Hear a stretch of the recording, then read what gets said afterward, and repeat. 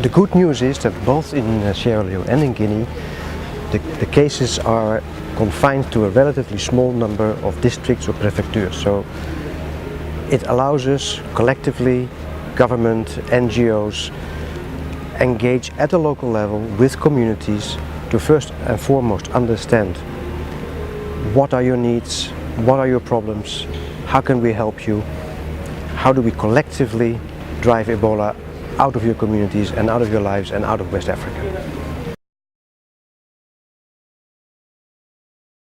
The lesson that Liberia perhaps can bring to the other two countries after a difficult start at the beginning, the government, the leadership, both politically and technically understood, learned very quickly that it is about engaging, it's not about offering a service. This is a disease that feeds on fear. This is a disease that feeds on mistrust. So it's about getting together and working together and understanding each other's requirements so that jointly we can defeat it.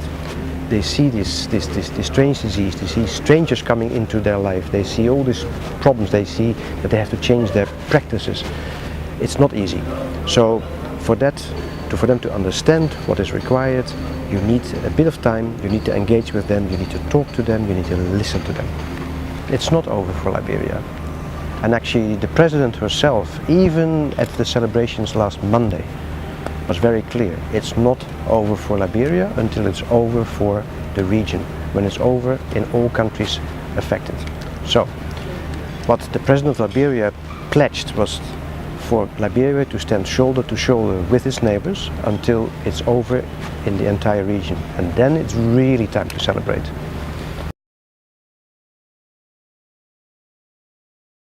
We need to move fast. It's not only about engaging, but we need to engage very rapidly. The rainy season is upon us. The rains are coming very soon. That will make operations much more difficult, so that the more restricted geographically and in numbers the outbreak is by the time the rains come down, the better it is. So yes, we have reached the tail end, but the tail end can lead to what we call this bumpy road to zero. And we've seen some of that already. There are positive signs both in Sierra Leone and in Guinea, but every time it looks as if we're almost there, then the disease comes up again and people get frustrated. When that frustration comes in, it needs to be directed back to positive energy. Instead of saying it's not working, let's go in force. No, it's working.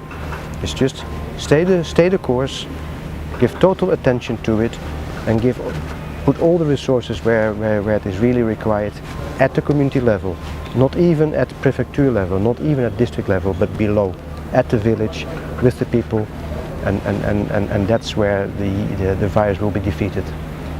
It's not that as the cases come down that you need fewer resources.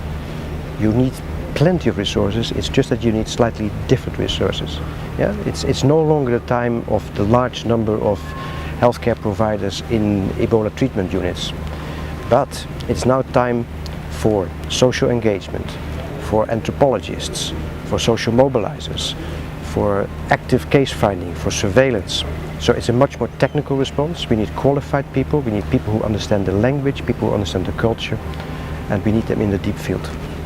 The most important bit is not so much now the political level coordination, because the presidents are committed, the presidents have committed themselves publicly, so the political support is there. What is really required now is collaboration at county level, at subnational level, at district level, at prefecture level, to make sure that the teams on both sides of the border, they know about each other, they are in regular touch with each other, they share information, and when people move, that they inform each other of those movements. So it's a much more sort of take the border out of the response. There's not a team from Guinea and a team from Sierra Leone, no, there's a team in this district dealing with the team in that prefecture and their direct colleagues to each other. And I think the example that Cambia and Forcaria have shown that over the last month or so, building up that partnership is very, very positive. The transition from UNMEER to the rest of the UN system and to the government, etc., as you indicated, was done in a very careful, measured way.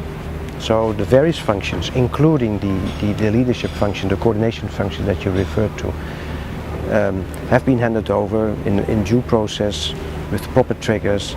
And I think for all the components that we in Liberia were implementing as an UNMEER secretariat, as it were, with many partners actually being the operational arm of our effort, they found a good home.